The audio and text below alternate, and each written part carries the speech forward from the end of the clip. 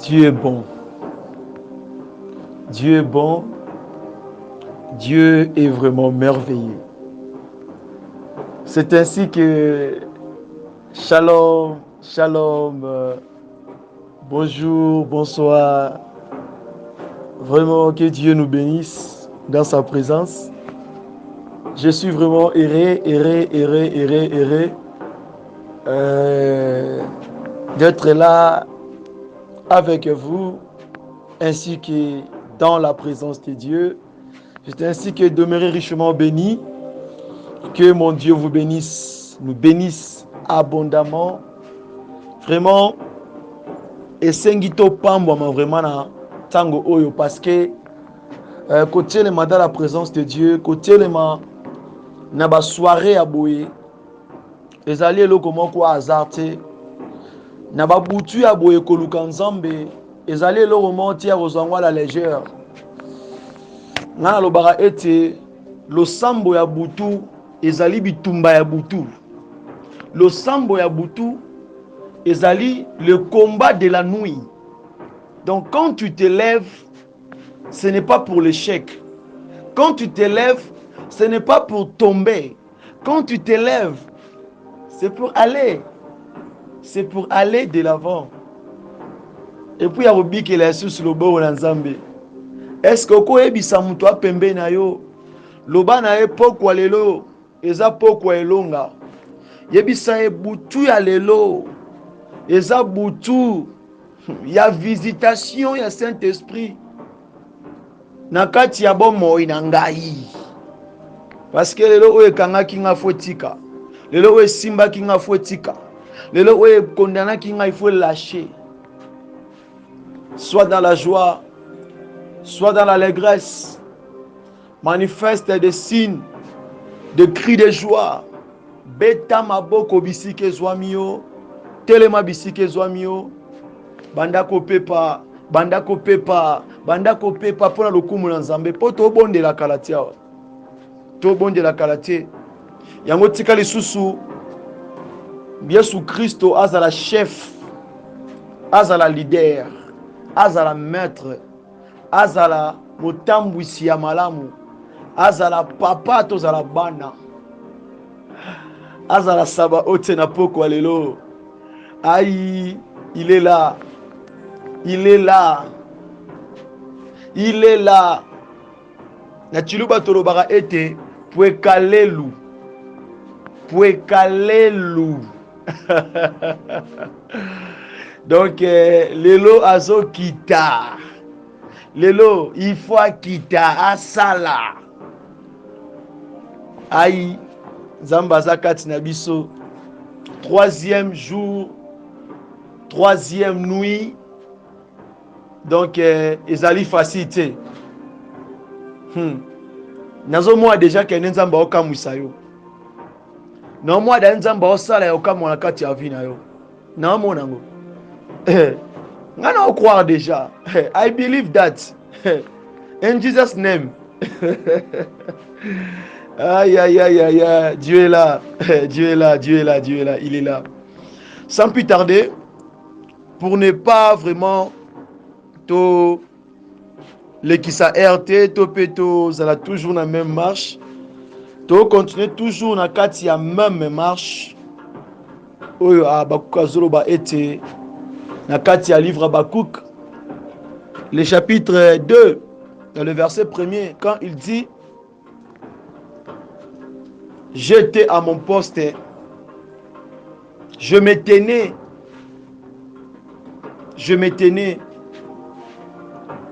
abina telemaki, na tour, nazalaki wana.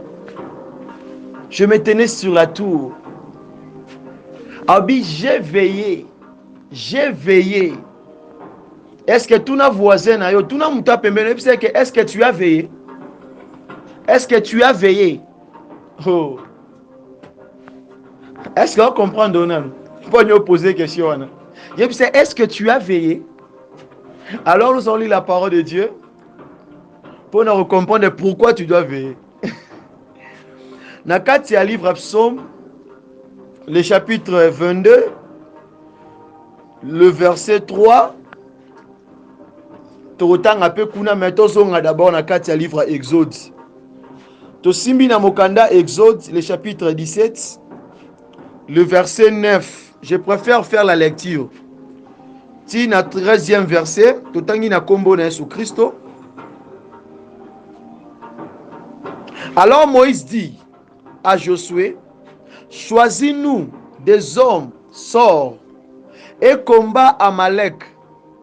Demain je me tiendrai sur le sommet de la colline, la verge de Dieu dans ma main. Josué fit ce que lui avait dit Moïse pour combattre Amalek. Et Moïse, Aaron et Hur monteraient au sommet de la colline. Lorsque Moïse lève sa main, Israël était le plus fort. Et lorsqu'il baisse sa main, Amalek était le plus fort.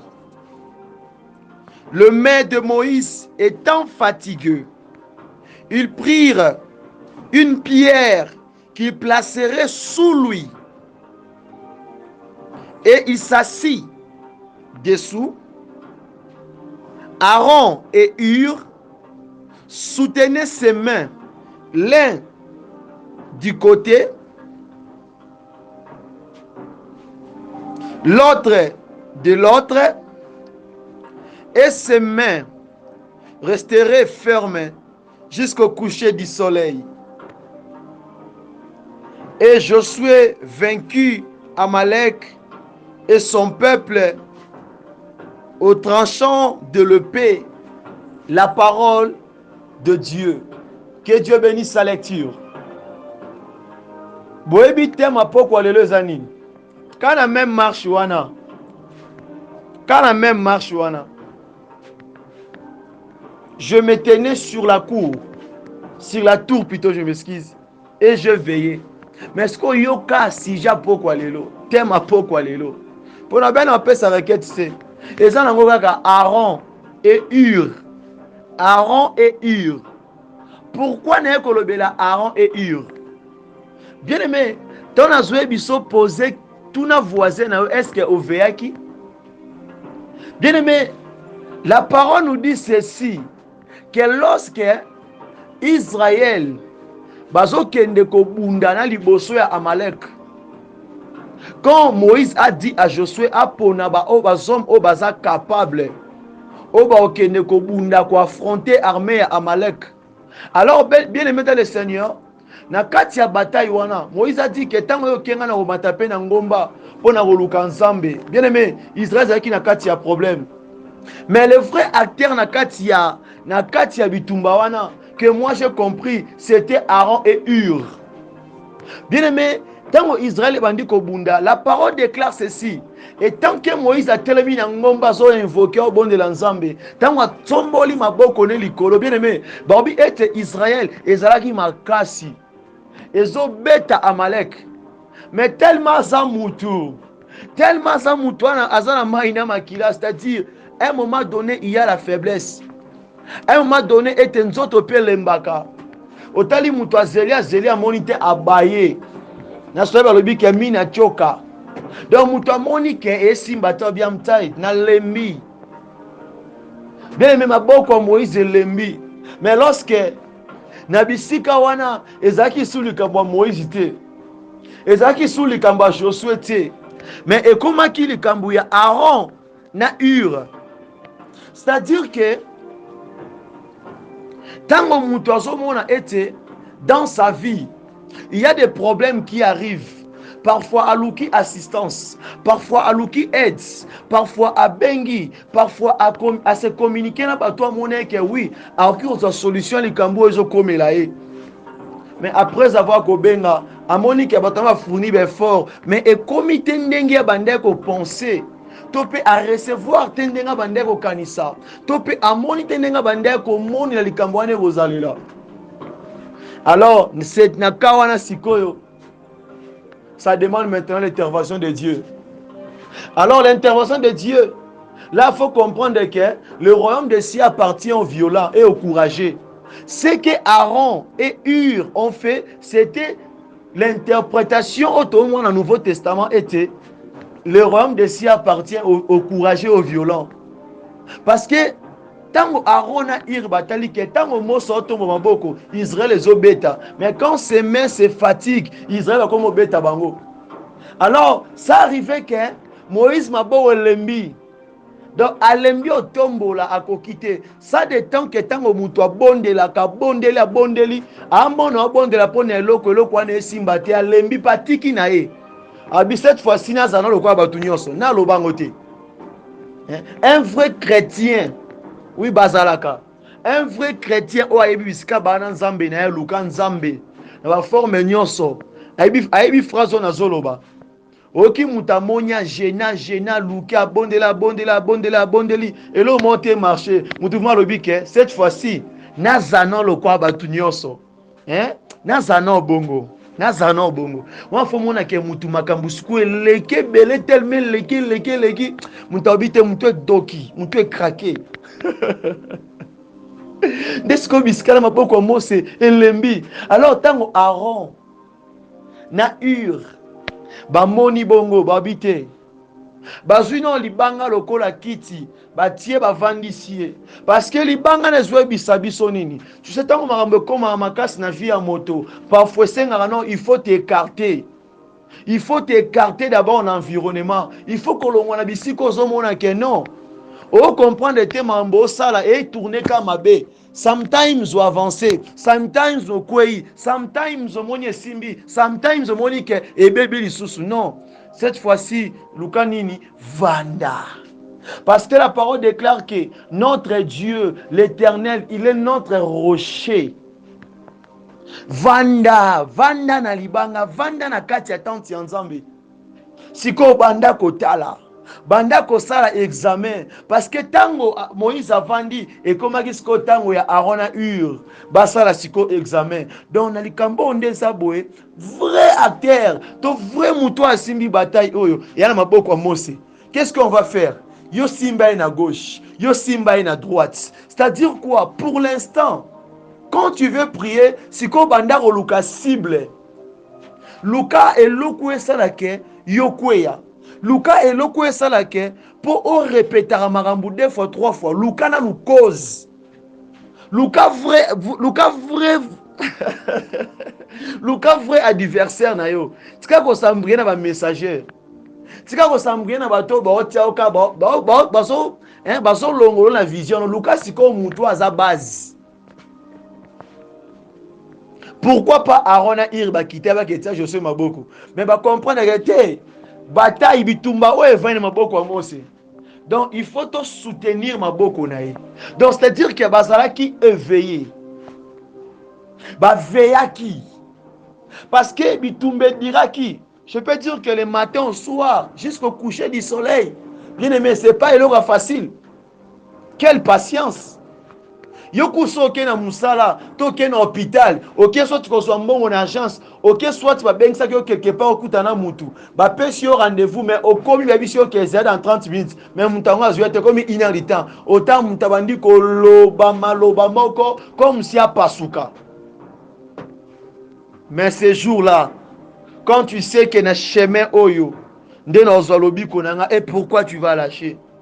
Et pourquoi tu vas te fatiguer? Non, vanda Luka Soux, Luka Origine, mandasko kwatame. Nde yango lo sambo poko lelo. Nde yango lo sambo butu lelo vanda nanu. Vandi samakati na nkolo, vanda sur la pierre, banda siko kotala bien. Parce que ozo bunda oui, ozo bunda tanto ozo bunda na vrai adversaire te. Oko bunda na bato baso manipuler bango pa luka échec na o. Au monte que o perdre temps. Luka siko nani na sima makambo wana. Luka adversaire na yo. Yango moni Aaron na Hur basimba ki maboko ya Mose ti bitumbe silaki. Parce que moi tango munta ba comprendre vrai bitumba na to vrai cause ya échec, to vrai to la base. base ya chômage, to base ya stérilité na ye, to base ya échec na ye, to base ya problème ozo manakati ya ndaku na ye, to pe base ya destruction ozo kota na vie na bomoi na finance. Ozo mona ke makambo ozo simba te na ministère, a comprendre ke base ya makambo wana evandisa mi soit na eloko oyo, soit na mutu oyo, soit na donc o comprendre ka après wana. Ce que tant que tu bongo comprendre à côté na prière bien aimé. Tant que bon de la soit bêti lisasi et raté. Hein? Au moins ceux qui boxer au bunda na ring. So bunda mutu aleke na makasi. Un vrai boxeur osani aluka point faible adversaire na ye. Abanda ko enchaîner siko côté wana. Akoluka ayeba azana lanterne côté nini. Azana faille côté ni po aluka enchaîner bisika wana. Tanga osimba bisika na orate cible 1 2 3 omoni mutu kao na se.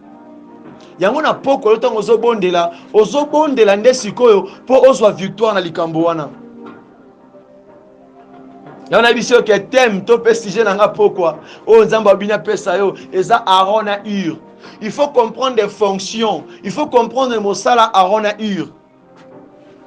Alors que tango vandi otalo moni base ya makambo moni source ozoluka okweya esengi na nini senga bibundela molimo senga ba arme senga ba chargeur senga minduki wana molimo yebisa nzamba tondisa yo a remplir yo nango tango ozobondela comprendre ke nde na obondela awa soki nde naza boye na mosala oyo nasalaka soki nazo réussir te eza parce que naza associé na mutu oyo eza parce que moto nda vandelinga siko nini osala ozobenga siko Saint Esprit oyesa Saint Esprit banda okota na kati ya vie ya papa oyo na kati ya vie ya mama oyo na kati ya vie ya mwana oyo na kati ya vie ya ndeko oyo to na eloko oyo yo zwa possession nango donc ozo cible ye ozo détailler mobimba tala webi arma Saint-Esprit iratate yango tango ekotaka tala ata ndoki wana zarane na ba armure nde nini mais devant le Saint-Esprit tika na par terre tika na bien aimé par terre ya par terre parce que la parole déclare avec Dieu nous ferons quoi les exploits aïe pourquoi lelo pourquoi lelo za pokwa na yo na biso bien que za pokwa na yo parce que ma commerce ba été revêtez-vous de toutes les armes de Dieu afin de pouvoir tenir ferme contre les ruses du diable. Yes. Ce que puis le monde a été, la parole dit ceci: tenez donc ferme, ayez à vos reins, la vérité, je m'excuse, pour ceinture. Revêtez la cuirasse de la justice. Mettez pour chaussures à vos pieds les ailes que donne l'évangile de paix. Prenez par-dessous tout cela le bouclier de la foi, avec lequel vous pourrez éteindre tous les traits enflammés du malin. Yoka. Prenez aussi les casques du salut et le paix de l'esprit qui est la parole de Dieu. Donc tango bon de la sikoyo ozo sakamaloba tala opesa bandoki wana mike tante telema fongola misu telema banda kotambola tala omoni démon omoni ndoki soka koti na kati ya mutu tala ako changer na état ya mutu ako changer na image ya mutu siko soki o comprendre que mutu ozana ye na kati tu na sima na ye eza na moto moko abatami na sima na ye tayo tika moto wana yo siko combattre esprit wana soki esprit ya destruction soki esprit ya démon de contrôle soki esprit de mort soki esprit oyo ezoyaka pone memelo sécheresse oyo mona ngo na kati ya mutu na kati ya mwana na kati ya mwasi na kati ya mobali na yebi te na n'importe qui oza na ye tala tango ozobondela mama telema beta maboko bondela bisike ezwa mio na kombo na Yesu Mesia.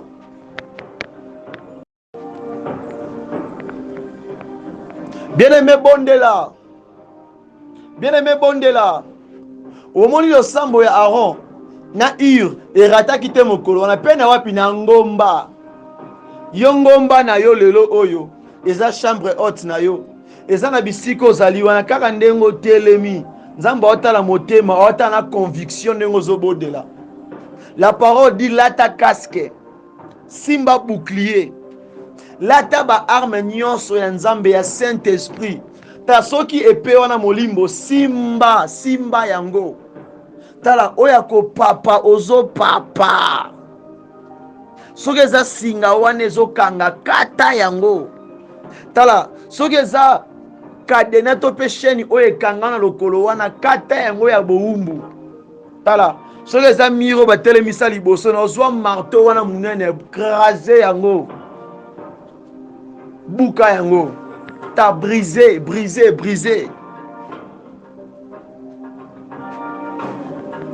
Oyo eza bitumba ya butu.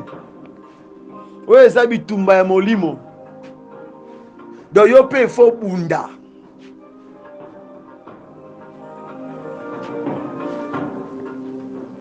Oya ko niata yango. La parole dit que tu vas marcher sur les scorpions et sur les serpents. Donc tambola niata. Le troisième jour, troisième nuit.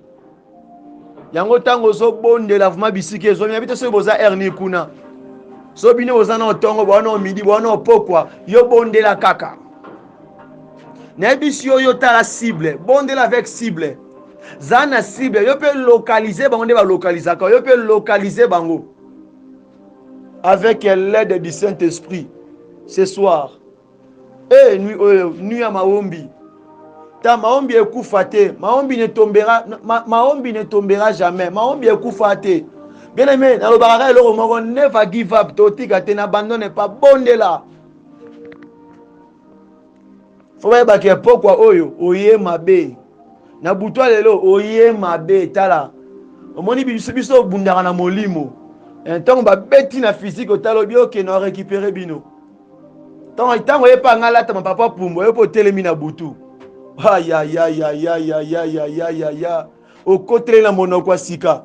Tango atie ba radar ayoka, tango atie micro butu pona yoka localiser amona ote yo kuno mati rebroki abashete makoria heba power.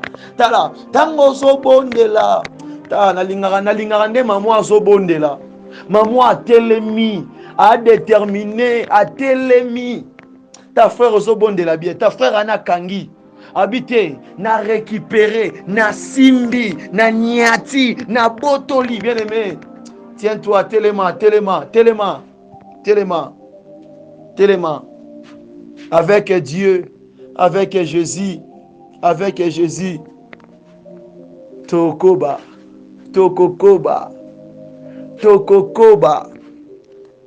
Bien aimé, le bel ensemble zo kayo. Ozo bonde la malamu. Yebi sans Nzambe wana. Zo autorité, bien aimé. Zo autorité, ozo bonde la bien. Telema bisike zo miyo bien aimé, ozo bonde la malamu. Matali susu kaka na même atmosphère, na même attitude wana yo mata kaka. Nzamba lukaye. Il est là. Le bel ya zoyo kayo. Yebi sans Nzamba zoyo kayo bien aimé. Il nous reste au moins 5 minutes, bien aimé. 5 minutes. Yebi sans Nzambe wana. Tala. Banda ko luka. Banda ko tala. Banda ko mona. Oza mutu. Oza na conscience. Oyebi ozo mona. Oyebi ozo vivre. Makamsu bako peso prophétie te. Bako lobelo pe boete mais yo moka tango vandu examiner bike oui. Eloko eza boye, eloko oyo eza Nzambe, oyo eza Nzambe te. Oh vraiment na yebi mutu oyo bazo manipuler ye. Muto aza pona longola nga na chemin pona dérouter. Ta ba prière ba prière mustango sala ngona mutu bisika za kuna so bande ko utiliser ta milimo nezo pela e bouger kima et que luka refuge bisika mususu. Yes.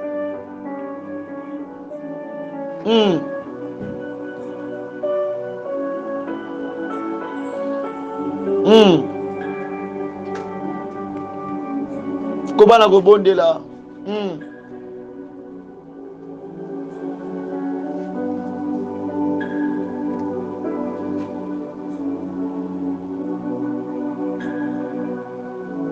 Le belanzam baso ko bien aimé. Yo zwa kaka nde kateli. Yo pesa monguna accepter. O pesa monguna accepter. Tala soki bango basimba kisi biso to simba losambo. Soki bango balata mayaka tala soto lata Yesu Kristo. Soki bango batambola babagi manji babagi moko ya molili yo bagi na yo eza Yesu Kristo. Soki bango bazalaka na confiance na kibondoki yo confiance ya kati na kombo na Yesu. Bango na kisi biso na losambo, bango na koloka biso na kobela Yesu. Hey.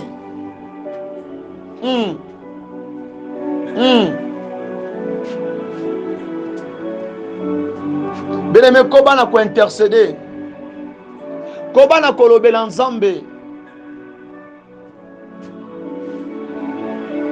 bondela bisike zwami yo. Oh. Yes. Il est là ce soir. Il est là ce soir. Il est là ce soir. Thank you, Father. Il est là. Oh. Oh. Oh, bon de la bien-aimée. Toye, toye, paina yo, kolo. Biso totiki banza kunyoso. Salabika mwalelo yo.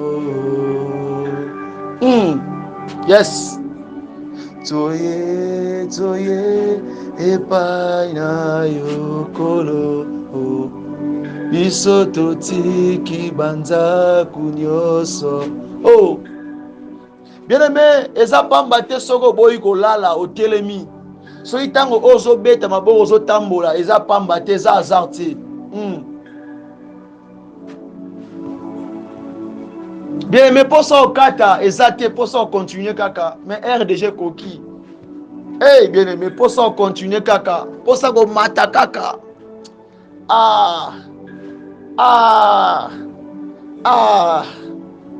Bien-aimé, ata kati vidéo, ata kati audio, yo continue kaka. So il mote mesengo continue kaka koma na ngoti na suka. Oh. Oh. Biso totiki banza kunyoso salabika mwalelo yo. Aïe. Toye, toye, para yo kolo. Biso totiki banda kunyoso salabika mwalelo oyo. Bien mozo bonde la bien. Tikate na pokwa lelo. Zambe na Abraham, Zambe na Isaac, Zambe na Israela, akanisa yo na losambo o sali apesa elonga na losambo o sali apesa yo récite na bitumba oyo ezokomela yo lolengo associé Nzambe. Nzambe azala bouclier na yo, Nzambe azala rocher na yo, Nzambe azala force na yo. Tikate esali mabongo in Jesus name. Amen. C'est pour cela, bonne soirée, Boutou Malamu, na Yesu Christ longo. Tokutani sous na mokolo lobi par la grâce de Dieu. Que Dieu vous bénisse abondamment. C'était votre humble serviteur, le frère Paul Bouakassa, missionnaire en Christ. Que Dieu bénisse aussi la famille du ministère de la repentance. Que Dieu vous bénisse abondamment. Bonne nuit, bonne soirée à tous avec Jésus. Amen. Oh, yes. Bisoto tiki banza kuyozo salalika waleloyo. Toye epai na yokolo. Aïe aïe aïe aïe aïe aïe aïe aïe.